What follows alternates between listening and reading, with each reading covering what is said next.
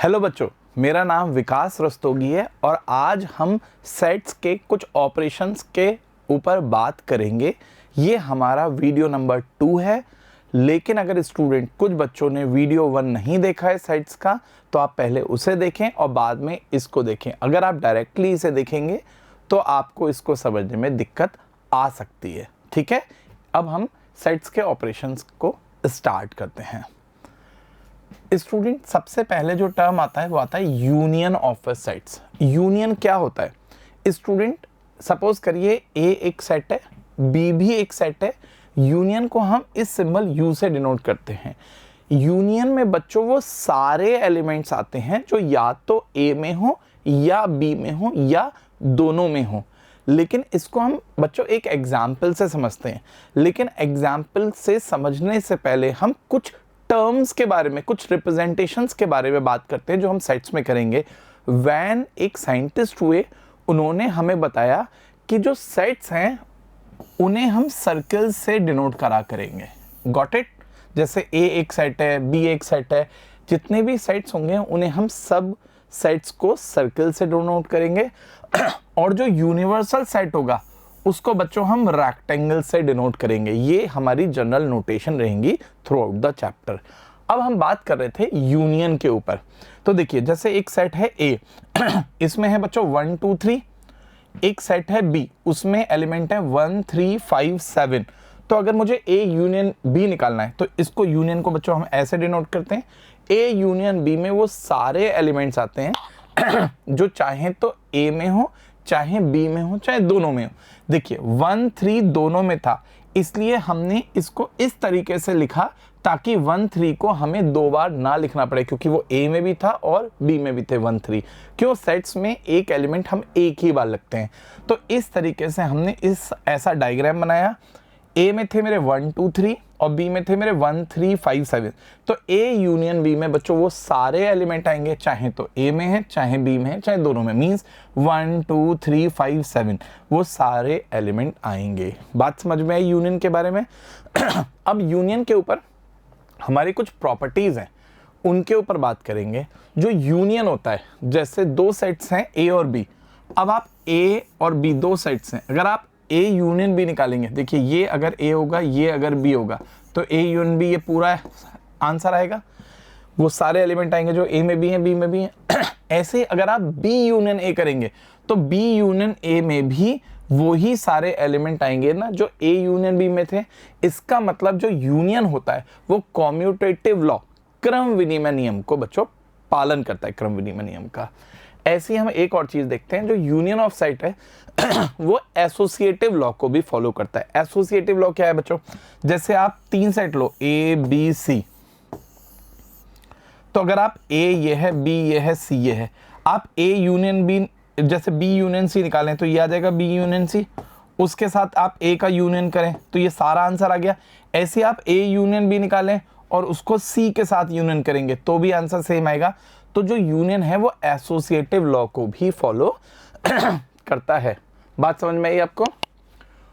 उसके बाद नेक्स्ट आता है यूनियन ऑफ सेट्स, जो है वो आइडेम्पोटेंट लॉ, वर्गसम नियम का पालन करता है। इसका मतलब क्या है बताता हूं आपको। जैसे आपने एक सेट लिखा है ए, तो और उसको आप ए के साथ ही यूनियन करो। अब आप मुझे बताइए, सेट में एक एलिमेंट एक बार आता है, अगर आप ए का ए के साथ ही यूनियन करेंगे तो आंसर वो सारे एलिमेंट आएंगे ना जो ए में है, क्योंकि ए यूनियन ए का मतलब ए का ए के साथ ही यूनियन। तो अगर ए में सपोज करो 1 2 3 है तो दूसरा ए भी 1 2 3 हुआ, तो अगर आप इनका यूनियन करेंगे तो भी आंसर 1 2 3 ही आएगा। इसका मतलब ए यूनियन ए हमेशा ए आएगा। इसको हम आइडेम्पोटेंट लॉ या वर्गसम नियम बोलते हैं। ठीक है, नेक्स्ट आता है बच्चों आइडेंटिटी एलिमेंट क्या होता है। एक बार पहले समझते हैं। ए एक सेट है और एक सेट है फाई। अब फाई एक सेट ऐसा होता है जिसमें कोई एलिमेंट नहीं होगा, तो अगर मैं ए का फाई के साथ यूनियन करूंगा तो हमेशा ए आएगा ना। कैसे? ए में सपोज करिए 1 2 3 होते और फाई में तो कुछ होता ही नहीं, तो अगर आप इन दोनों का यूनियन करेंगे तो भी आंसर 1 2 3 आएगा, क्योंकि यूनियन में वो सारे एलिमेंट आते हैं जो चाहे ए में हो चाहे फाई में, और फाई में तो कुछ है नहीं। इसका मतलब ए यूनियन फाई में भी वो सारे एलिमेंट आएंगे जो ए के ही हैं, 1 2 3 आएगा। इसको हम आइडेंटिटी एलिमेंट बोलते हैं फाई को। अब आइडेंटिटी एलिमेंट क्या होता है हम ये बात कर लेते हैं। देखिए आइडेंटिटी एलिमेंट वो एलिमेंट होता है जिसे अगर मैंने यूनियन पे लगाया जिस सेट के ऊपर तो वो ही सेट आंसर आ गया, तो इस एलिमेंट को, इस ऑपरेशन का, यूनियन का हम आइडेंटिटी एलिमेंट कहेंगे। बात समझ में आई? तो कुल मिला के हमारे पास आइडेम्पोटेंट लॉ को यूनियन फॉलो करता है और इसका आइडेंटिटी एलिमेंट हमारा नल सेट होगा। ठीक है, उसके बाद हम जो नेक्स्ट टर्म आता है वो आता है इंटरसेक्शन ऑफ सेट्स। सेट्स में इंटरसेक्शन का मतलब क्या है इसके ऊपर बात करेंगे। देखिए इंटरसेक्शन को सबसे पहले बच्चों हम इस सिंबल से डिनोट करते हैं। ए एक सेट है, बी एक सेट है, तो ए इंटरसेक्शन भी एक सेट होगा। अब इंटरसेक्शन में क्या एलिमेंट आएंगे हम उनके ऊपर बात करेंगे। तो फिर हम एक एग्जांपल लेते हैं पहले। जैसे मैंने ए एक लिखा, 1 2 3 एक सेट है, बी और एक सेट है जिसमें 1 3 5 7 एलिमेंट है। तो अगर हमें ए इंटरसेक्शन बी निकालना है तो बच्चों ए इंटरसेक्शन बी में वो सारे एलिमेंट आएंगे जो ए में भी हैं एंड बी में भी है। एंड का मतलब जो दोनों में है, इसका मतलब सिर्फ स्टूडेंट वो एलिमेंट आएंगे जो दोनों में हैं, तो मेरा आंसर 1 3 आएगा। तो यूनियन में तो वो एलिमेंट आते थे चाहे ए में हो, चाहे बी में हो, चाहे दोनों में हो, लेकिन इंटरसेक्शन में सिर्फ वो एलिमेंट आएंगे जो ए में भी हो एंड बी में भी हो, जो दोनों में होंगे वही आएंगे। इसका मतलब इंटरसेक्शन का आंसर मेरा 1 3 आ गया। ठीक है, उसके बाद हम इसके ऊपर कुछ प्रॉपर्टीज को करते हैं। तो हम जैसे यूनियन पे हमने प्रॉपर्टीज पढ़ी ऐसे इंटरसेक्शन पे भी प्रॉपर्टी करेंगे। आपको समझ में आ गई होगी। आपको ए और बी दो साइड दिए हैं बच्चों, अगर तो ए इंटरसेक्शन बी ये वाला पोर्शन आएगा, तो बी इंटरसेक्शन ए भी बच्चों ये वाला पोर्शन आएगा। तो इसका मतलब इंटरसेक्शन भी कॉम्यूटेटिव लॉ, क्रम विनिमय नियम का पालन करता होगा। Similarly intersection of set is associative also, ये साहचर्य नियम का भी पालन करता है। मीन्स आप बी इंटरसेक्शन सी निकालें, जो आंसर आएगा उसमें ए का इंटरसेक्शन करें, या ए इंटरसेक्शन बी निकालें, जो आंसर आएगा उसका सी के साथ इंटरसेक्शन करें, तो भी आंसर सेम आएगा। तो जैसे हमारे यूनियन कॉम्यूटेटिव और एसोसिएटिव लॉ को फॉलो करते थे, ऐसे ही हमारे इंटरसेक्शन भी कॉम्यूटेटिव और एसोसिएटिव लॉ को फॉलो करते हैं। ठीक है, अब देखते हैं intersection of sets obey idempotent law. देखिए आइडेम्पोटेंट लॉ को भी फॉलो कैसे करता है। अगर मैं ए का, ए में लिखा है सपोज करिए मैंने 1 2 3 और उसको ए के साथ ही इंटरसेक्शन करूंगा, तो इंटरसेक्शन में वो एलिमेंट आते हैं जो दोनों में कॉमन हो। इसका मतलब खुद सारे आ जाएंगे ना, 1 2 3 आ जाएंगे, तो ए इंटरसेक्शन ए भी मेरा बच्चों ए ही आ जाएगा। ठीक है, नेक्स्ट देखिए, अगर ए का, ए में देखो मैंने फिर वही ले लिया एग्जांपल 1 2 3 लिया है, और एक सेट और है बी जिसमें कुछ भी एलिमेंट नहीं है। ये ए है, बी में 5 है, कुछ भी नहीं है। तो अगर आप इनका इंटरसेक्शन करेंगे तो इंटरसेक्शन में वो एलिमेंट आते हैं जो दोनों में कॉमन है। अब दोनों में कॉमन है ही नहीं बी में कुछ भी, इसका मतलब इनका इंटरसेक्शन हमेशा एक नल सेट आएगा। Got it? क्योंकि कुछ है ही नहीं बी में, इसलिए हमारा नल सेट आंसर आएगा। अब जो बच्चों नेक्स्ट है ये इंपॉर्टेंट है, इसको आपको थोड़ा समझना पड़ेगा। जो ऑपरेशन ऑफ सेट्स है वो डिस्ट्रीब्यूटिव लॉ, वितरण नियम का पालन करते हैं। क्या मतलब है इसका?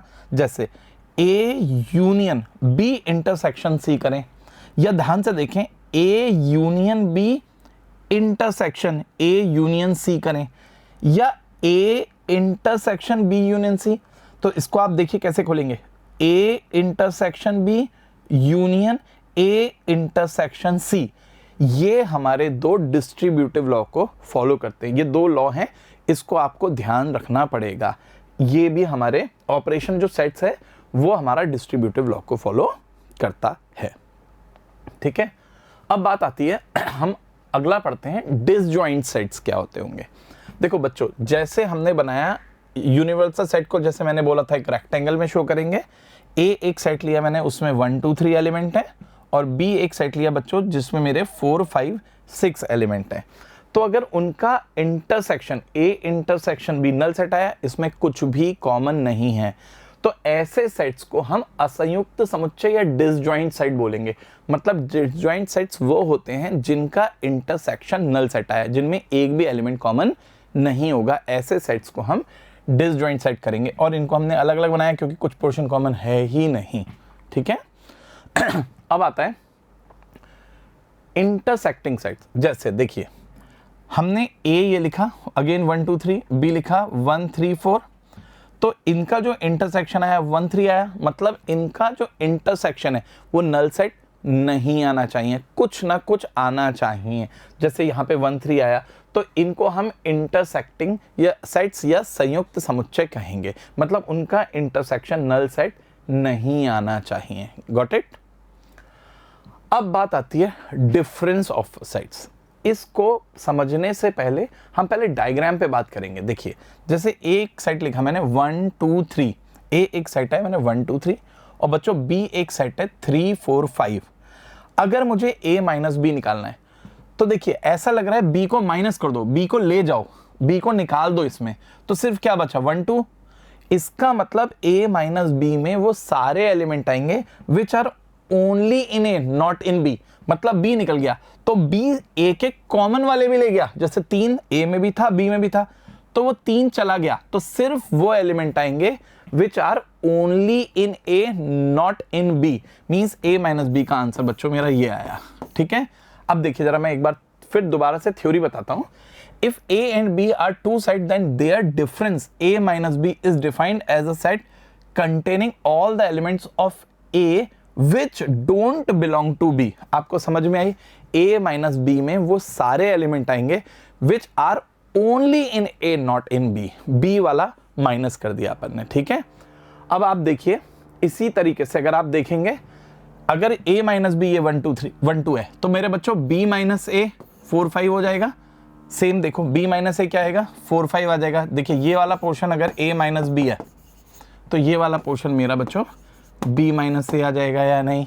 तो b माइनस ए में क्या होगा, मैं a को निकाल दूंगा तो वो एलिमेंट आएंगे which are only in b not in a। Got it. तो आंसर मेरा 4 5 आ जाएगा। अब हम नेक्स्ट पढ़ते हैं सिमेट्रिक डिफरेंस। सिमेट्रिक डिफरेंस में बच्चों हमने a माइनस बी निकालना सीखा, a माइनस बी, हमने b माइनस ए निकालना सीखा भी पिछले पेज पे। तो अगर मैं a minus B union b minus A कर दूंगा तो उसको हम a डेल b या इसका सिमेट्रिक डिफरेंस बोलते हैं सेट्स का। a डेल b तो क्या होता है a minus B union b minus A. इसको भी बच्चों एक एग्जांपल से देते हैं। देखिए a में है सपोज करिए 1 3 5 7 9 एलिमेंट है और b में है 2 3 5 7 11। ठीक है, तो अब आप देखिए a माइनस बी में कौन से एलिमेंट आएंगे which are only in a not in b। तो a माइनस बी में बच्चों 1 9 आएंगे। देखिए बात समझ में आई। इसी तरीके से b माइनस ए में क्या आएंगे, b माइनस ए में a को माइनस कर दूंगा ओनली इन b, तो वो बच्चों 2 और 11 आया या नहीं, मेरा आंसर ये आया या नहीं। तो इसका मतलब a minus B union b minus A करूंगा तो आंसर 1 9 2 11 1 2 9 11 आया है ना बच्चों। बात समझ में आई। तो a डेल b में क्या करेंगे बच्चों, हम a minus B union b minus A करेंगे। अगर आप ध्यान से देखें तो एक फॉर्मूला इस ऐसे भी लिख सकते हो a डेल b का, आप सर a यूनियन b निकाल लीजिए। अब देखिए a यूनियन b में ये सारे आ जाएंगे और उसमें से a इंटरसेक्शन b लेस कर दीजिए तो भी बच्चों a डेल b आ जाएगा या नहीं। तो इसको हम इस तरीके से और एक फॉर्मूले से रिप्रेजेंट कर सकते हैं। ठीक है, बात समझ में आई। अब हम देखते हैं कॉम्प्लीमेंट सेट, पूरक समुच्चय। ये क्या होता है बच्चों, कॉम्प्लीमेंट सेट, इसको भी चलो एक काम करते हैं एग्जाम्पल से समझते हैं फिर थ्योरी पढ़ेंगे। जैसे देखिए यूनिवर्सल सेट दिया हुआ है किसी सवाल का 1 2 3 4 5 6 1 2 3 4 5 6। यूनिवर्सल को हम थोड़ी रिस्पेक्ट देते हैं तो हमने इसे रेक्टेंगल में बना दिया। ए में दिया है बच्चों 1 2 3, ए में दिया है 1 2 3, तो ए का कॉम्प्लीमेंट बच्चों इसको हम ए डैश से डिनोट करेंगे या ए सी से डिनोट करेंगे। सी स्टैंड फॉर कॉम्प्लीमेंट। तो ये दो प्रेजेंटेशन है, ए डैश या ए सी।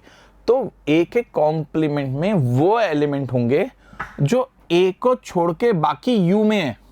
मतलब कॉम्प्लीमेंट जो होता है उसमें वो एलिमेंट आते हैं जो ए में तो ना हो लेकिन यू में हो। तो ए का कॉम्प्लीमेंट में क्या क्या आएंगे, 4 5 6 एलिमेंट आएंगे ना। मतलब ए को छोड़ दीजिए, ए को छोड़ के बाकी जो यू में है, ये वाला पोर्शन हुआ ना बच्चों मेरा। तो कॉम्प्लीमेंट में वो एलिमेंट आते हैं जो ए में नहीं होंगे लेकिन यू में होंगे। अब देखिए थ्योरी से देखते हैं हम। You if U is a universal set, then A be any set such that A must be a subset of U, then complement of A with respect to U is denoted by A dash या AC जो हमने बात करी, and is defined as all those element of U which are not in A. तो U minus A, ऐसा लग रहा है ना, U में से आपने A को निकाल दिया तो A का कॉम्प्लीमेंट इसको या तो ऐसे शो करेंगे या ऐसे शो करेंगे। बात समझ में आई? अब हम आगे बढ़ते हैं। कुछ रिजल्ट आए बच्चों हमारे कॉम्प्लीमेंटेशंस के ऊपर, मुझे लगता है आपको समझ में आ गए होंगे। देखिए, एक यूनिवर्सल सेट है, यूनिवर्सल सेट में तो सारे देंगे, अगर आप उसका कॉम्प्लीमेंट करेंगे तो यूनिवर्सल को छोड़ के बाकी जो सारे हो, कॉम्प्लीमेंट में क्या होता था, उसको छोड़ के बाकी सारे, जैसे ए का कॉम्प्लीमेंट था तो ए को छोड़ के बाकी सारे जो यू में हो, तो यू का कॉम्प्लीमेंट क्या होगा, यू को छोड़ के बाकी सारे जो यू में वो है ही नहीं, यू को अगर मैं छोड़ दूंगा तो इसका कॉम्प्लीमेंट फाई नल सेट आना चाहिए ना। सिमिलरली फाई का कॉम्प्लीमेंट यूनिवर्सल सेट आना चाहिए, फाई में कुछ नहीं है तो फाई को छोड़ के बाकी सारा, तो वो तो सारा यू ही आ गया ना बच्चों। इसका मतलब यू का कॉम्प्लीमेंट फाई होता होगा और फाई का कॉम्प्लीमेंट यू होता होगा। बात समझ में आई? एक और देखें, अगर मैं एक सेट मैंने ए लिखा, उसका मैं कॉम्प्लीमेंट निकालूं और फिर उसका दोबारा कॉम्प्लीमेंट करूं तो डेफिनेटली ए आ जाना चाहिए, यानी क्योंकि कॉम्प्लीमेंट का कॉम्प्लीमेंट इटसेल्फ हो जाएगा। बात समझ में आई? मतलब आपने पहले ये था, सपोज करिए यू, और ये था मेरा ए, आपने पहले इसका कॉम्प्लीमेंट निकाला तो ये आया, फिर जब आप इसका कॉम्प्लीमेंट करेंगे तो इसको छोड़ के बाकी जो आएगा वो ये आएगा, तो ए ही आ गया है या नहीं? ये बात क्लियर हुई है नहीं आप लोगों को? ठीक है। उसके बाद एक और देखते हैं, अगर आप ए ये है और बच्चों बाहर का हिस्से को ए का कॉम्प्लीमेंट बोल रहे हैं, तो अगर आप देखिए ए को, आप ए में तो ये आ गया और ए के कॉम्प्लीमेंट में बाहर वाला आ गया, तो अगर ए को ए के कॉम्प्लीमेंट के साथ यूनियन करेंगे तो आपका बच्चों यूनिवर्सल सेट सारा का सारा आंसर आ गया है या नहीं? क्योंकि ए ने इधर से कवर कर लिया और ए के कॉम्प्लीमेंट में बाकी सारे कवर कर लिए जो यू में थे, तो ए यूनियन ए का कॉम्प्लीमेंट मेरा यूनिवर्सल सेट होता होगा। सिमिलरली अगर आप ए को ए के साथ इंटरसेक्शन करेंगे तो इंटरसेक्शन में वो एलिमेंट आते हैं जो दोनों में कॉमन हो, और ए के कॉम्प्लीमेंट में तो कुछ कॉमन हो ही नहीं सकता, क्योंकि ए के कॉम्प्लीमेंट में वो ही एलिमेंट हैं जो ए में नहीं है, तो कॉमन तो हो नहीं सकता। तो ए और ए का जो कॉम्प्लीमेंट का इंटरसेक्शन है वो हमेशा एक नल सेट आएगा ना मेरे बच्चों। बात समझ में आई? उसके बाद जो आता है वो आता है डी मॉर्गन्स लॉ। बच्चों इसको आपको थोड़ा ध्यान से समझना पड़ेगा, इसको फॉर्मूले की तरह लर्न भी करना पड़ेगा। मैं आपको इसको समझाने के लिए वेन डायग्राम बना के बताता हूं। जैसे देखिए, हम एक सेट,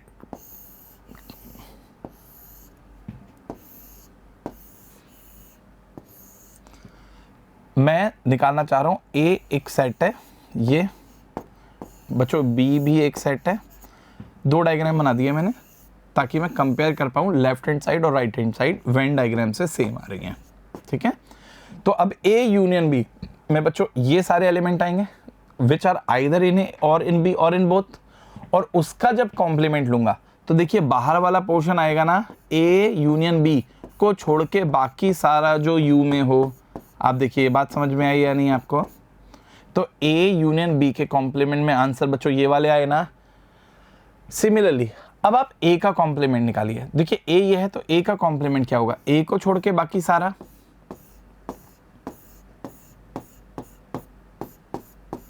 देखिए ए को छोड़ के बाकी सारा ए का कॉम्प्लीमेंट। सिमिलरली बी का कॉम्प्लीमेंट, तो अब बी को छोड़ के बाकी सारा, तो अब मुझे बी को छोड़ना पड़ेगा ना, बस बी को छोड़ूंगा, बी को छोड़ के बाकी सारा। अब इनका इंटरसेक्शन मतलब वो पोर्शन जो दोनों में हो, तो दोनों में हो तो मैंने एक लाइन तो इस तरीके से खींची थी और एक लाइन इस तरीके से खींची थी, तो वो पोर्शन लेना है जो दोनों को सेटिस्फाई करे, मतलब जिसमें दोनों लाइनें हो। तो दोनों लाइनें देखिए जरा ध्यान से, किस पोर्शन में है, इस पोर्शन में ही है, बाहर वाले, सिर्फ बाहर वाले पोर्शन में डबल लाइनिंग है जो कि ये आया। इसका मतलब हमारा ये रूल ट्रू है। मींस अगर आप ए यूनियन बी का कॉम्प्लीमेंट निकालें तो कॉम्प्लीमेंट अलग अलग चला जाता है और यूनियन जो होता है वो इंटरसेक्शन में बदल जाएगा। सिमिलरली अगर आप ए इंटरसेक्शन बी का कॉम्प्लीमेंट निकालें तो फिर कॉम्प्लीमेंट मेरे बच्चों अलग अलग चला जाएगा और ये सिंबल उल्टा हो जाएगा, इंटरसेक्शन जो है वो यूनियन में कन्वर्ट हो जाएगा। सिमिलरली आप इसको ऐसे भी प्रूव करके देख सकते हैं। तो ये दो फॉर्मूले बच्चों आपको अच्छी तरीके से लर्न करने हैं। ठीक है, अब हम कुछ रिजल्ट्स और देखते हैं जो अब तक हमने जितना पढ़ा उसके बिहाफ पे। देखिए उसने कहा A इंटरसेक्शन B। देखिए एक काम करते हैं, ये बना लेते हैं दो साइड्स समझने के लिए, A और B। A इंटरसेक्शन B, तो देखिए ये हुआ A इंटरसेक्शन B जो दोनों में कॉमन है, वो हमेशा A का सबसेट आएगा या नहीं? डेफिनेटली आएगा, क्योंकि देखिए A इंटरसेक्शन B में वो एलिमेंट है जो दोनों में, और वो हमेशा A का सबसेट होगा। सिमिलरली मेरे बच्चों वो B का भी तो सबसेट होगा ना। बात समझ में आई? क्लियर है या नहीं आप लोगों को? उसके बाद नेक्स्ट देखते हैं। नेक्स्ट जो है ये फॉर्मूला स्टूडेंट्स आप बहुत अच्छी तरह से ध्यान रखेंगे, बहुत इंपॉर्टेंट है ये। A माइनस बी जो होता है A इंटरसेक्शन B का कॉम्प्लीमेंट होता है। इसे डायरेक्टली भी याद रखेंगे, मैं आपको इसको बताता भी हूँ, बना के भी बताता हूँ। देखिए जैसे ये एक सेट है, ये मेरा एक सेट है A, ये है B। तो बच्चों A माइनस बी, ये A था और ये B था, तो बताइए A माइनस बी क्या होगा? ये वाला पोर्शन होगा ना, A माइनस बी। बात समझ में आई? अब आप ध्यान से देखें इसको, एक और डायग्राम बना लेते हैं ऐसे ही, ये A और ये B। अब जरा ध्यान से देखिए, A B का कॉम्प्लीमेंट, A तो ये हुआ पूरा, और B का कॉम्प्लीमेंट क्या हुआ? B को छोड़ के बाकी सारा, B को छोड़ के बाकी सारा। बात समझे? अब इसमें इंटरसेक्शन में वो पोर्शन आएगा जो दोनों में कॉमन है, तो जरा ध्यान से देखें, जो दोनों में पोर्शन है वो यही वाला पोर्शन तो कॉमन आया है दोनों में। बात समझ में आई या नहीं? मेरा यही पोर्शन है जो A में और B के कॉम्प्लीमेंट में भी कॉमन है। इसका मतलब इसको आप एज ए फॉर्मूला भी याद रखेंगे और ध्यान रखेंगे A माइनस बी जो है वो A इंटरसेक्शन B का कॉम्प्लीमेंट होता है। बात समझ में आई आप लोगों को? उसके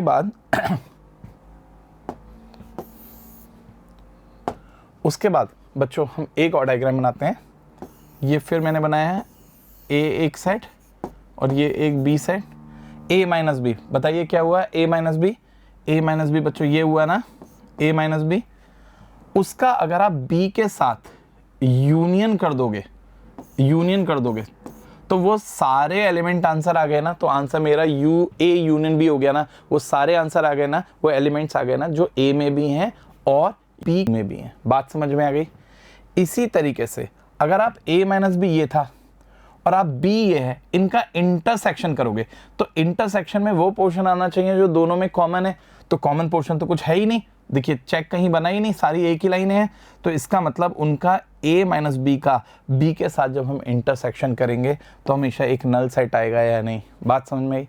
और जो लास्ट वाला है A minus B union B minus A, बच्चों ये मैंने अभी अभी डायग्राम से आपको समझाया था, उसको हम A union B minus A intersection भी लिख सकते हैं। स्टूडेंट्स अब हम कुछ और फॉर्मूले की बात करेंगे जो हमारे वेन डायग्राम से बनते हैं। हमारा पहला फॉर्मूला है NA union B equals to NA plus NB minus NA intersection B। N जो है वो बच्चों कार्डिनल नंबर है, मीन्स A यूनियन B में जितने मेंबर होंगे तो हमें कैसे निकाल सकते हैं? हम A के मेंबर्स जोड़ लें, B के मेंबर्स जोड़ लें और A इंटरसेक्शन B के मेंबर्स एक बार घटा दें, तो हमारा ये फॉर्मूला बन जाता है। इसको ऐसे नहीं समझ में आएगा, इसको मैं डायग्राम से समझाता हूँ तो ज़्यादा बेहतर आएगा। देखिए जैसे अगर हम बात करें A यूनियन B, देखिए ये वो एलिमेंट हैं जो A में है, ये वो एलिमेंट हैं जो B में है, ये वो एलिमेंट हैं जो A और B दोनों में है, ये सिर्फ वो एलिमेंट है जो ओनली A में है, ये वाले सिर्फ वो हैं जो ओनली B में है। लेकिन अभी हम इस फॉर्मूले की बात कर रहे हैं तो पहले हम इस फॉर्मूले के बारे में बात करेंगे। A यूनियन B में देखिए ये सारे मेंबर लिखने हैं A यूनियन B में, A यूनियन B में वो सारे मेंबर्स जो, ये सारा आंसर आया है A यूनियन B। तो देखिए अगर मैं इसको जोड़ूं तो NA जोड़ा मैंने, A के मेंबर जोड़ लिए मैंने बच्चों, बिल्कुल सही है। फिर मैंने B के मेंबर जोड़ लिए, बिल्कुल सही है। लेकिन बच्चों ये एलिमेंट मैंने दो बार जोड़ लिए क्योंकि ये A में भी जोड़ लिए और B में भी जोड़ लिए, तो ये पोर्शन मैंने डबल बार ऐड कर दिया। जबकि साइड्स में एक पोर्शन मुझे एक ही बार ऐड करना होता है, तो एक बार सब्ट्रैक्ट कर दूंगा तो मुझे टोटल A यूनियन B में कितने लोग हैं ये मिल जाएंगे या नहीं। इसी तरीके से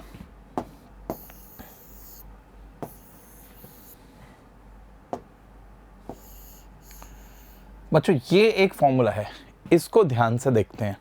ये 3 का A union B union C, तो NA plus NB plus NC minus NA intersection B minus NB intersection C minus NA intersection C plus NA intersection B intersection C है। ये फॉर्मूला एक तो आपको लर्न करना है, दूसरा इसको कैसे बनता है ये मैं इसके बारे में आपको समझाता हूँ। जैसे देखिए, अब हम बात करें, 3 सेट ले लेते हैं बच्चों।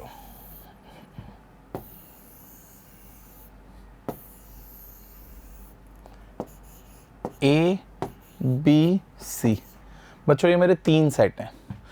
मुझे निकालना है कितने लोग हैं जो A में भी हों, B में भी हो, C में भी, मतलब मुझे ये टोटल ये लोग निकालने हैं, A B C, सारे एलिमेंट एक एक बार लिखने हैं। ठीक है, तो मैंने क्या करा, पहले वो एलिमेंट जोड़ लिए जो A में थे, ये जोड़ लिया NA वाले, ध्यान से देखें। फिर मैंने वो एलिमेंट जोड़ लिए जो B में, बात सही है। फिर मैंने वो एलिमेंट जोड़ लिए जो C में थे, ये बात समझ में आई।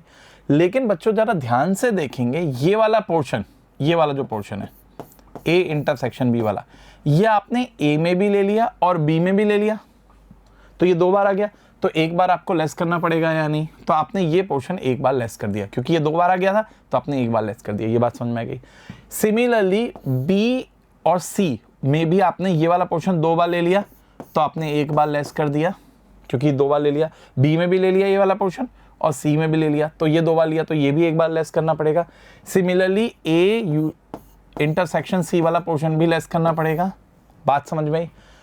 लेकिन इस पूरे प्रोसेस में एक बात हुई, ये वाला जो छोटा सा पोर्शन है, ये वाला, ये देखिए मैंने कितनी बार लिया, बहुत ध्यान से देखें।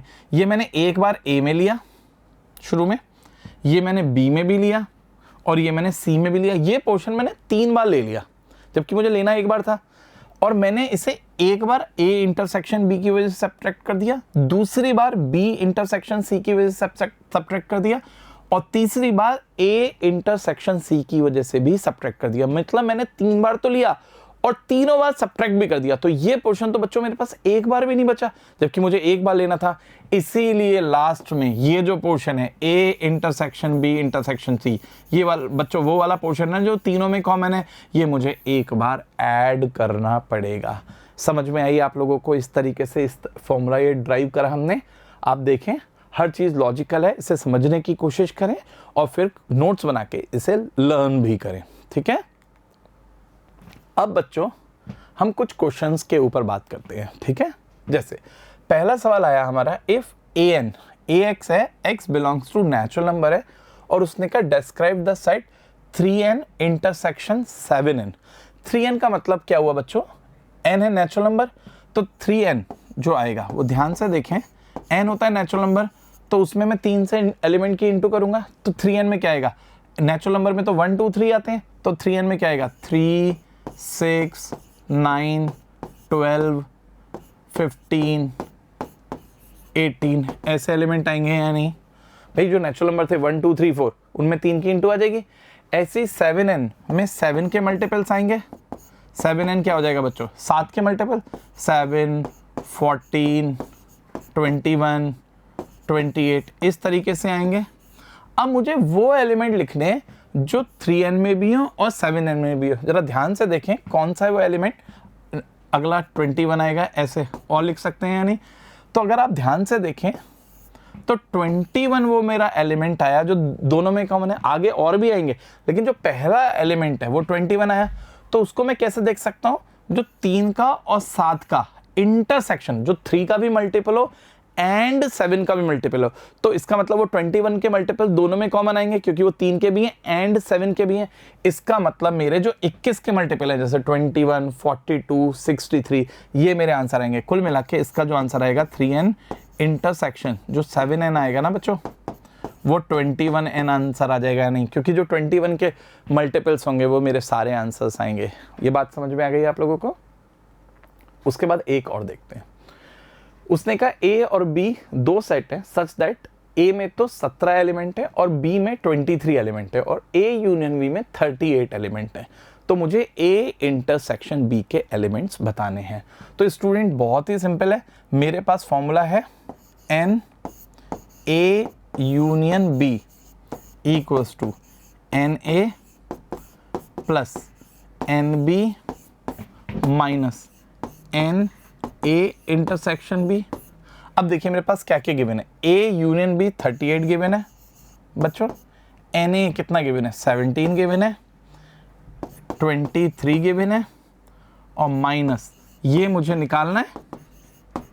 तो ये बहुत सिंपल हो गया, इसको मैं इधर ले जाऊं, एन ए इंटरसेक्शन बी, ये कितना आ गया बच्चों 23 और 17 40 और इसमें से इधर गया 38 लेस करा तो 2 आ गया। तो एन ए इंटरसेक्शन बी में बच्चों 2 एलिमेंट आ जाएंगे। ये था मैंने इस सवाल को फॉर्मूले से करा, लेकिन बच्चों मैं इसको दोबारा से आपको वेन डायग्राम से करके दिखाता हूँ। आपको एग्जाम में वेन डायग्राम से करने की प्रैक्टिस करनी है। एक्चुअली वैसे तो दोनों ही प्रैक्टिस होनी चाहिए, बट वेन डायग्राम से कई सवाल बहुत आसान हो जाते हैं। तो आपको दोनों तरीके से करके दिखाता हूँ एक सवाल में। देखिए आप क्या बोल रहे हैं सर, आप ये एक सेट है बच्चों, ये एक बी सेट है। तो देखिए ये कौन सा एलिमेंट आए जो दोनों में है। तो जब भी हम वेन डायग्राम बनाएंगे हम हमेशा अंदर से बाहर की तरफ मूव करेंगे। मींस अगर मुझे ये डेटा दिया हुआ है ए इंटरसेक्शन बी में तो मैं यहाँ पे नंबर लिख दूंगा, और अगर नहीं दिया हुआ तो मैं इसे x मान लूंगा, और यही मुझे निकालना है। इसका मतलब मुझे x की वैल्यू निकालनी है। बात समझ में आई। अब ये मेरे को x आ गए और a में है 17, तो ये वाला पूरा घर 17 का है और ये x हो गए। तो मेरे बच्चों ये 17 माइनस x आ गया या नहीं, क्योंकि ये पूरा घर 17 का है और ये x थे तो इनका सम 17 आ जाएगा या नहीं। सिमिलरली बच्चों ये x है और इसमें मेरे 23 एलिमेंट है b में, तो यहाँ इस पोर्शन में कितने एलिमेंट बचे बच्चों 23 माइनस x एलिमेंट बचे या नहीं। अब उसने कहा आपको a यूनियन b में 38 है, मतलब this plus this means 17 minus x plus x plus 23 minus x, इसकी वैल्यू बच्चों उसने क्या दे रखी है 38 दे रखी है, क्योंकि ये सबका सम 38 दे रखा है मेरे को। तो अब ध्यान से देखिए x से x कट गया, कितना आया 40 माइनस x इक्वल्स टू 38। तो इधर से x की वैल्यू उधर गया 40 माइनस 38, 2 आ गई ना। तो इस तरीके से भी हमारी x की वैल्यू जो हमने माना था a इंटरसेक्शन बी x, उसकी वैल्यू 2 आ गई। तो इस तरीके से आपको दोनों तरीके से करने की प्रैक्टिस करनी है, फॉर्मूले से भी और वेन डायग्राम से भी, ठीक है। उसके बाद एक और देखते हैं। उसने कहा एक ग्रुप है जिसमें 70 पीपल हैं, जिसमें 37 like coffee, 52 like tea and each person like at least one of the 2 drink. Means कम से कम एक ड्रिंक तो बच्चों वो पसंद करता ही है, या तो कॉफी या टी, जो भी लोग हैं। अब उसने कहा how many like both coffee and T. तो या तो मैं फॉर्मूले से करूं, लेकिन मैं एक काम करता हूं, मैं इसे वेन डायग्राम से करने की कोशिश करता हूं। तो देखिए मान लेते हैं बच्चों ये वो लोग हैं जो कॉफी पसंद करते हैं और ये वो लोग हैं जो टी पसंद करते हैं। अब पढ़ते हैं 37 लाइक कॉफी, तो ये पूरा घर 37 का होगा। 52 लाइक टी, ये 52 पूरा घर होगा। लेकिन उसने कहा हाउ मेनी लाइक बोथ, तो अब मुझे ये निकालना है, तो इसको मैं x मान लूं, ठीक है ना, क्योंकि जो निकालना होता अंदर से बाहर की तरफ चलेगा। अगर ये दिया होता तो मैं इसकी वैल्यू रखता, नहीं दिया तो मैं इसे x मानूंगा। Got it. ये x है, तो कॉफी पसंद करने वाले कितने थे बच्चों 37, तो ये कितने बचे 37 माइनस x बचे ना बच्चों, ठीक है। इसी तरीके से आप देखिए टी पसंद करने वाले कितने थे 52, तो स्टूडेंट ये 52 माइनस x बचे। बात समझ में आ गई या नहीं। अब बात आती है, उसने कहा कम से कम एक चीज तो पसंद कर ही रहे, मतलब वो सारे लोग जो हैं या तो वो कॉफी पसंद करते हैं या टी चाय पसंद करते हैं या दोनों पसंद करते हैं। बात समझ में आई। अब ऐसे टोटल लोग हैं 70, इसका मतलब इन तीनों का सम 70 आ गया ना। करते हैं एक बात, देखिए 37 minus x plus x plus 52 minus x equals to 70 हो जाएगा ना। क्यों?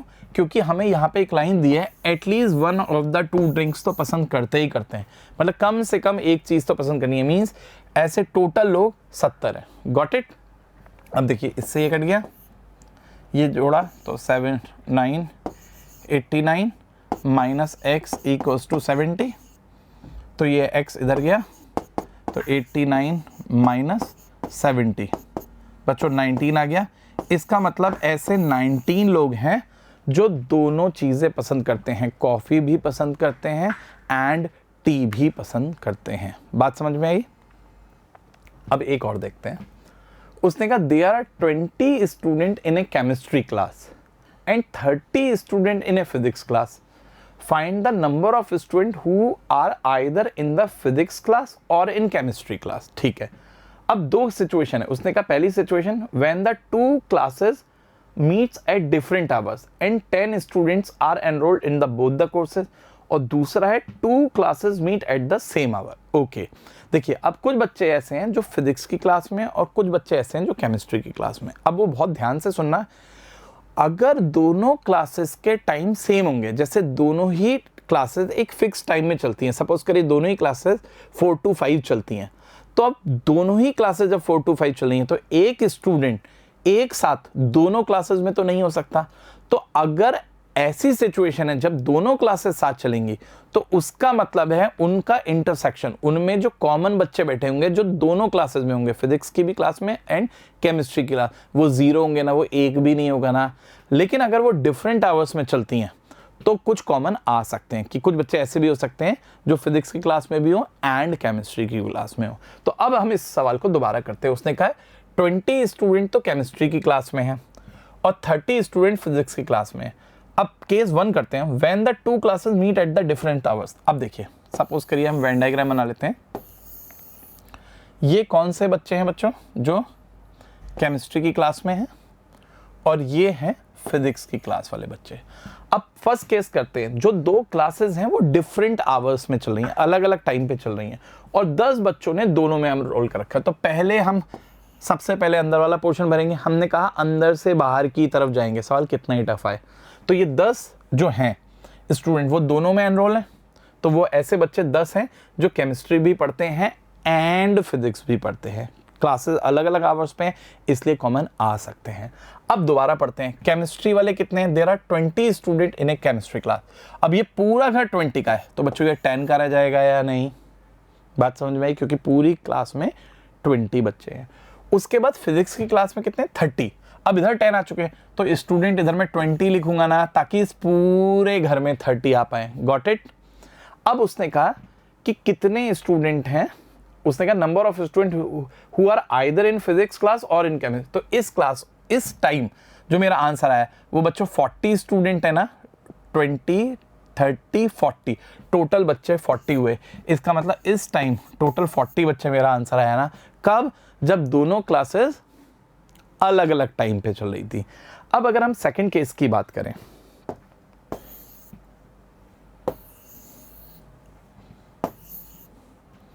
तो हम दोबारा बात करते हैं, two classes meet at the same hour. अब अगर दो क्लासेस सेम आवर पे हैं तो भैया ये केमिस्ट्री अलग बनेगा और ये फिजिक्स अलग बनेगा ना, कारण कुछ पोर्शन कॉमन होगा ही नहीं। अगर सेम टाइम पे चल रही है तो कोई बच्चा ऐसा हो ही नहीं सकता जो दोनों एक साथ पढ़ रहा हो, फिजिक्स भी और केमिस्ट्री भी। तो अब कितने स्टूडेंट हैं मेरे पास? केमिस्ट्री की क्लास में मेरे पास 20 स्टूडेंट हैं और फिजिक्स की क्लास में मेरे पास 30 स्टूडेंट हैं। इस टाइम मेरे टोटल स्टूडेंट 50 आएंगे ना बच्चों? बात समझ में आई? जब वो अलग अलग आवर्स में चल रही थी तब तो 40 बच्चे थे, लेकिन अगर एक साथ चलेगी तो मेरे पास उस केस में 50 स्टूडेंट्स होंगे क्लास में। बात समझ में आई? उसके बाद ये एक सवाल है बच्चों, ये बहुत ही अच्छा सवाल है, इसको आपको ध्यान से देखना पड़ेगा और अगर आपको समझ में नहीं आए तो इसको दोबारा भी आपको देखना पड़ेगा, ठीक है? उसने कहा 63% of the persons like oranges and 76% like apples. What can be said about the percentage of person who like both oranges and apples? तो एक काम करता हूँ, स्टूडेंट पूरा सवाल में परसेंटेज में मान लेता हूँ 100%, है ना? तो हम बात करें, पहले क्या करते हैं, कुछ ऐसे लोग हैं जो क्या पसंद करते हैं, हमारे पास ऑरेंजेस पसंद करते हैं, सपोज करें ये लोग ये हैं, और कुछ लोग हमारे एप्पल्स पसंद करते हैं, ठीक है? अब बताइए ये कौन से लोग हैं? ये वो लोग हैं जो ऑरेंज भी पसंद करते हैं एंड एप्पल भी पसंद करते हैं। ये वो लोग हैं जो सिर्फ ऑरेंजेस पसंद करते हैं। ये वो लोग हैं जो सिर्फ एप्पल पसंद करते हैं। और ये वो लोग हैं जो हो सकता है कोई भी चीज़ पसंद ना करते हो, इन दोनों में से कोई भी चीज़ पसंद ना करते हो। अब देखिए जरा पढ़ते हैं। उसने कहा 63% पर्सन्स लाइक ऑरेंजेस और 76 लाइक एप्पल। अब मुझे ये नहीं दिया दोनों, मुझे यही तो निकालना है कितने दोनों पसंद करते हैं, तो let it will be x. बात समझ में? x% ही मान लिया, ठीक है। अब देखिए ये x% है। अब ऑरेंजेस कितने पसंद करते हैं? 63। तो बच्चों इसको मैं 63 माइनस एक्स लिखूंगा ना, क्योंकि ये पूरा अगर 63 का था ना तो ये 63 माइनस एक्स जाएंगे। अब ये कितने पसंद करते हैं औलादो? 76 एप्पल। तो एप्पल 76, तो इसको बच्चों 76 माइनस एक्स लिखूंगा क्योंकि ये पूरा अगर 76 का है। अब ध्यान से देखिए मैं क्या बोलने वाला हूं, अच्छी तरह से समझने की कोशिश करेंगे। इस सवाल में अभी ये नहीं दिया दोनों में से कम एक चीज तो पसंद करनी थी। अब तक जो पिछले सवाल आए थे उनमें साफ लिखा था दोनों में से एक ना एक चीज तो पसंद करनी है, तो कॉफी या चाय। Got it? अभी मुझे नहीं पता ये कि सारे के सारे लोग दोनों पसंद करते हैं या नहीं। तो इसका मतलब जो इनका जो सम आएगा, जैसे 63 minus x plus x plus 76 minus x percentage में है, तो अब तक तो मैं 100 लेता। क्यों? सारे लोग ऐसे होते कि कम से कम एक पसंद करते हैं तो। लेकिन अब पता नहीं बच्चे ये सारे हो भी सकते हैं, नहीं भी हो सकता है। यहाँ पे 5 लोग ऐसे हो, 5% जो दोनों ही नहीं पसंद करते, तो आंसर 100% से कम आएगा। 95% ही आता अगर यहाँ पे 5% होते। हो सकता है यहाँ पे 3% लोग ऐसे होते तो ये 97% आता। और हो सकता है यहाँ पे एक भी नहीं हो, एक्चुअली 100 ही आ जाए, क्योंकि यहाँ पे डेटा की कमी है। उसने ये नहीं दिया कि कम से कम एक चीज तो पसंद करनी है, या तो ऑरेंजेस या एप्पल पसंद करने ही करने हैं आपको। उसने ये बिल्कुल नहीं बोला। इसलिए जो ये वैल्यू आएगी ना 100, वो 100 या 100 से कम आएगी। सुनिए 100 भी आ सकती है किस सिचुएशन में? जब यहाँ पे 0 लोग हो जाए, मींस सारे के सारे लोग ऑरेंजेस और एप्पल में से कम एक चीज पसंद करें, तो ये 100 भी आ सकता था। और डेटा नहीं दिया इसलिए उससे कम भी हो सकता है। क्यों? क्या पता ऐसे 2%, 5%, 7% लोग ऐसे होते हैं जो दोनों ही नहीं पसंद करते। इसलिए पहली बार मेरे पास इनइक्वालिटी आया, इक्वालिटी नहीं आया। क्यों? क्योंकि मुझे डेटा ही नहीं दिया। अब तक पिछले सालों में ये दिया होता था कि कम से कम एक चीज तो पसंद करते थे, तो मैं इसको 100 रख देता। लेकिन यहाँ पे मैं 100 नहीं रख पा रहा हूं क्योंकि मुझे ये नहीं पता कि यहाँ पर कितने लोग हैं, दिए ही नहीं। तो यहाँ पे अगर कोई भी नहीं है तो ये 100 भी हो सकते हैं, और अगर कुछ हैं तो ये 100 से कम भी हो सकते हैं परसेंटेज में। Got it? तो अगर मैं इसको सॉल्व करूं तो ये आ गया, और ये कितना है? 139 माइनस एक्स 100 उधर गया, तो x must be greater than equals to 39%। मतलब 39% या 39% से ज़्यादा लोग आएंगे जो दोनों को पसंद करते हैं। अब एक पॉइंट और है इसमें, आप ध्यान से देखेंगे। सपोज करिए मैं ये जानना चाहता हूँ x की मैक्सिमम वैल्यू कितनी हो सकती है। x वो लोग हैं जो ऑरेंजेस भी पसंद करते हैं एंड एप्पल भी पसंद करते हैं, ठीक है। तो मैं ये निकालना चाहता हूं कि दोनों ज्यादा से ज्यादा कितने हो सकते हैं। अब देखिए ऑरेंजेस पसंद करने वाले 63% थे और एप्पल पसंद करने वाले 76% थे। तो इन दोनों की x की जो ज्यादा से ज्यादा वैल्यू है वो 70% हो सकती है क्या? सोचिए, नहीं हो सकती। क्यों? क्योंकि इसकी तो टोटल परसेंटेज ही 63 है, तो ऐसे 63 से तो ज्यादा हो ही नहीं सकता ना आंसर। क्यों? अगर मैं 70% बोलूंगा तो ऑरेंजेस पसंद करने वाले हैं ही 63%, तो 70% दोनों पसंद नहीं कर सकते ना।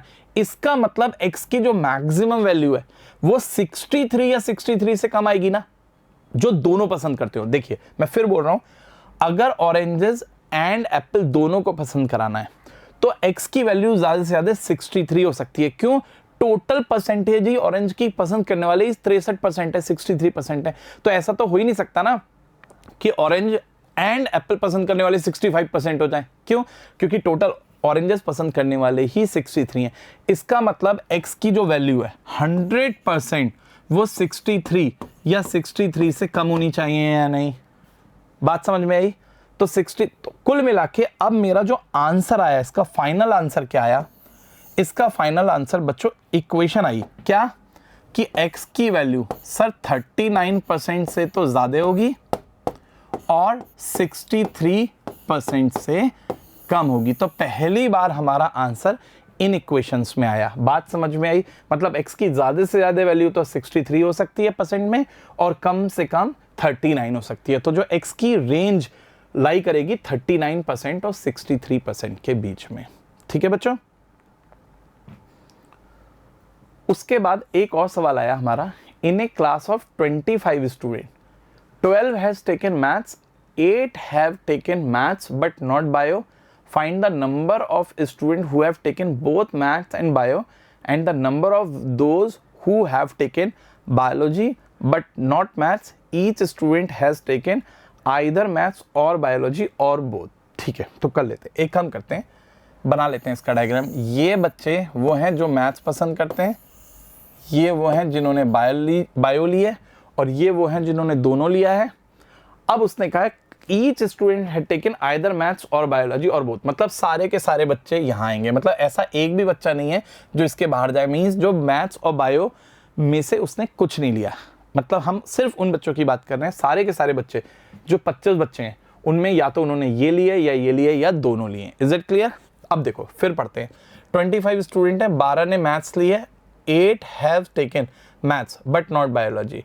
Find the number of students who have taken both maths and biology and the number of those who have taken biology but not maths. अब देखिए जरा ध्यान से, उसने कहा 12 had taken maths, अब 12 बच्चों ने मैथ्स लिए and 8 have taken maths but not bio, मतलब only maths। 8 have taken maths but not bio। अब बताइए ये कौन से बच्चे हैं? ये सिर्फ मैथ्स वाले हैं। 8 ने सिर्फ मैथ्स लिए, बायो नहीं लिए।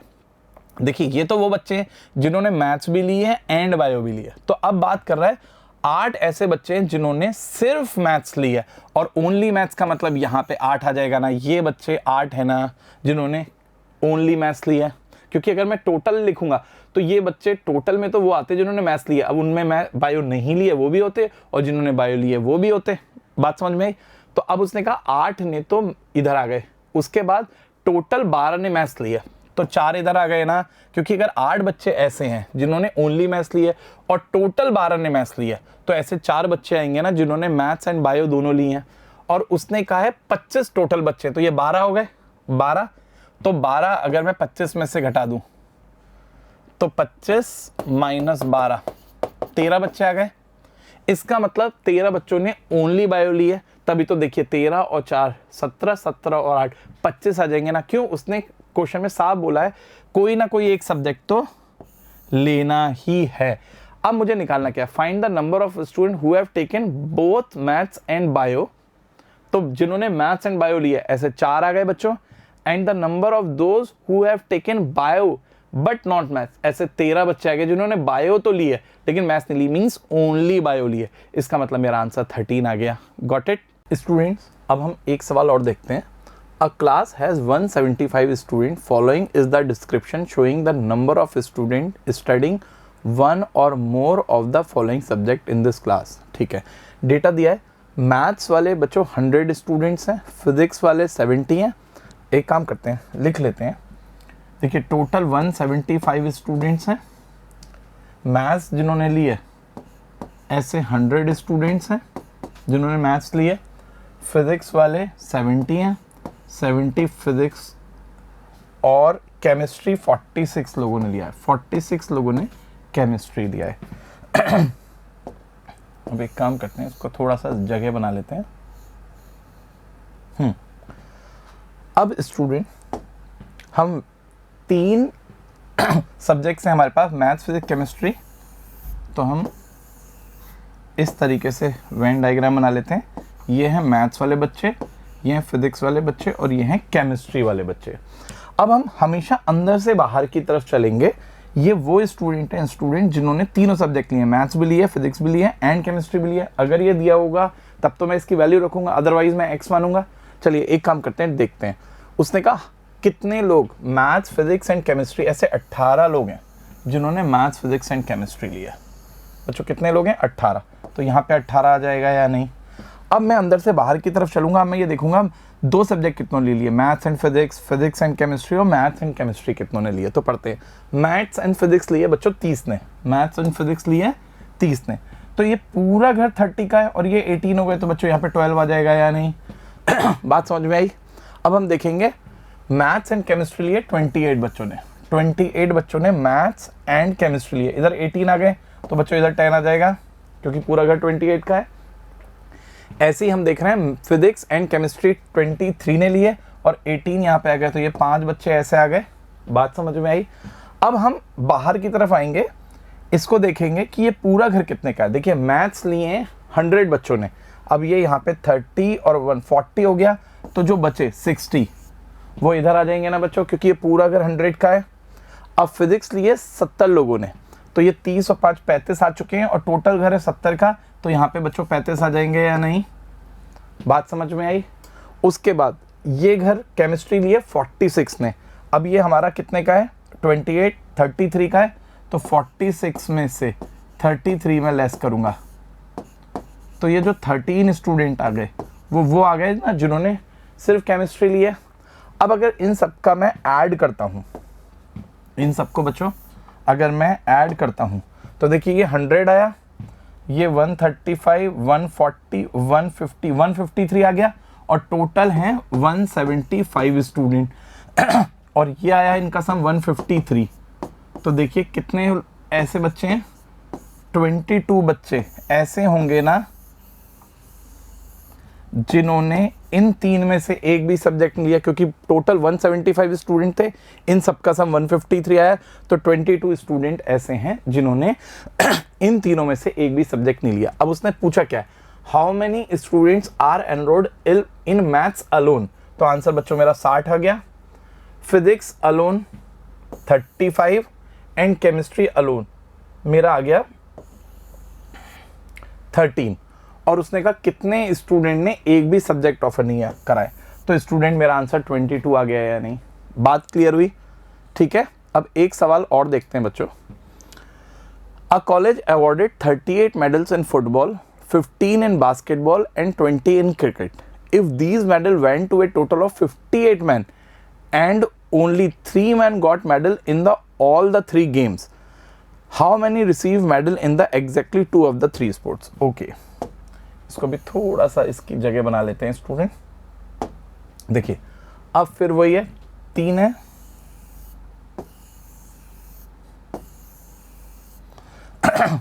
क्या क्या है? एक तो फुटबॉल है गेम, और एक बास्केटबॉल है, और एक स्टूडेंट्स क्रिकेट है मेरा। अब मैं फिर अंदर से बाहर की तरफ चलूंगा, यहाँ पे ये वो पर्सन्स हैं जिन्होंने तीनों स्पोर्ट्स में मेडल प्राप्त करा है। उसने कहा है 3 men got medals in all the 3 sports, तो इधर 3 लिख दूं बच्चों। बात समझ में आ गई? अब मुझे उसने ये नहीं बताया कि 2 में कितना को मिला। एक्चुअली मुझे ये निकालना है how many receive medal in exactly 2 of the 3 sports. तो देखिए अगर मैं इसे ए मान लूँ, इसे बी मान लूँ और इसे सी मान लूँ, ये ए हैं वो लोग जिन्हें फुटबॉल और बास्केटबॉल में ही मिला है, बी वो लोग हैं जिन्हें फुटबॉल और क्रिकेट में ही मेडल मिला है, और सी वो लोग हैं जिन्हें बास्केटबॉल और क्रिकेट में मेडल मिला है। तो स्टूडेंट मुझे निकालनी है ए प्लस बी प्लस सी की वैल्यू निकालनी है ना। बात समझ में आई?